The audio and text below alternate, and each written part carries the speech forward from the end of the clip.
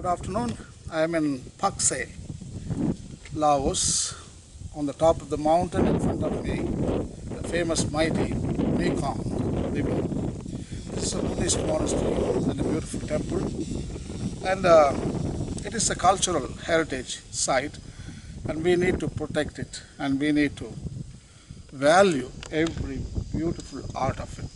Look behind me, how many Buddhas, how pretty they are. And this is our cultural heritage. It's a patrimony of the past and the present and the future humanity, and we need to protect it. And Pope Francis in Laudato Si beautifully writes in the paragraph number 150, and he values the cultural wealth of a nation, a cultural wealth of a state, a cultural wealth of a religion. These are all, we can't have an economic value. I mean, nobody can fix a monetary tag on these cultural beauties. They are beyond any economic value.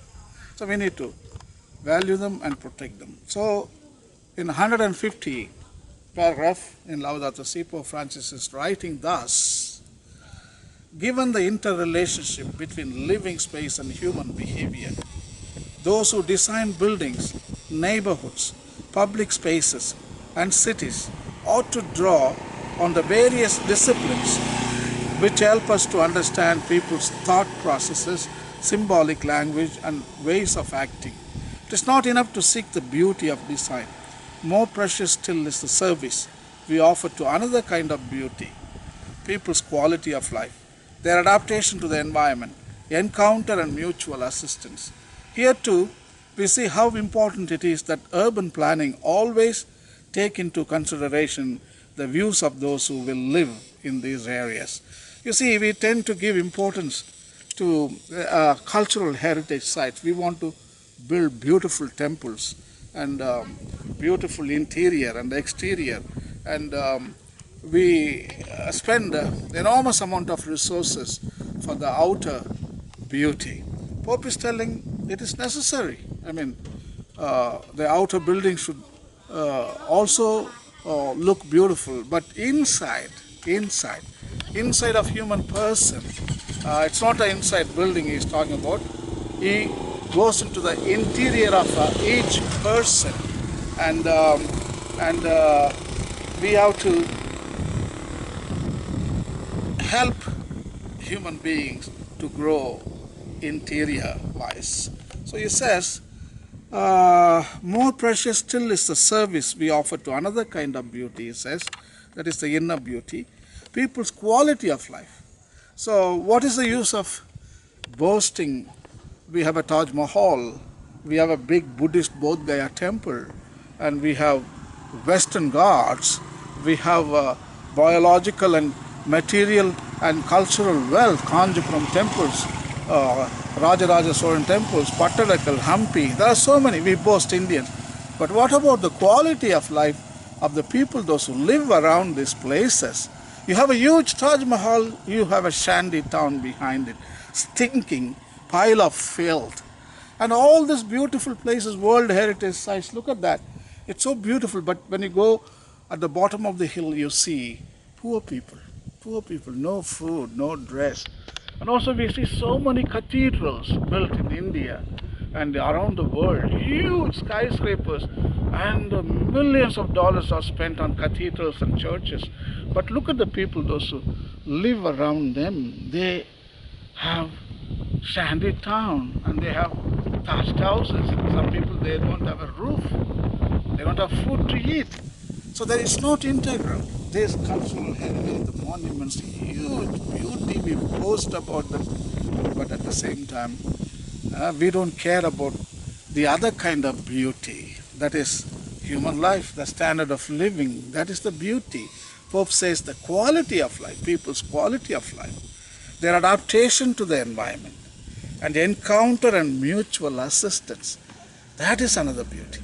So while we value, while we recommend this kind of artistic and cultural designs of the humanity. At the same time, we should also value the human life. Human life is very important. We should nurture human life. We should preserve human life. We should reduce the damage which has been done to human civilizations and to the family especially.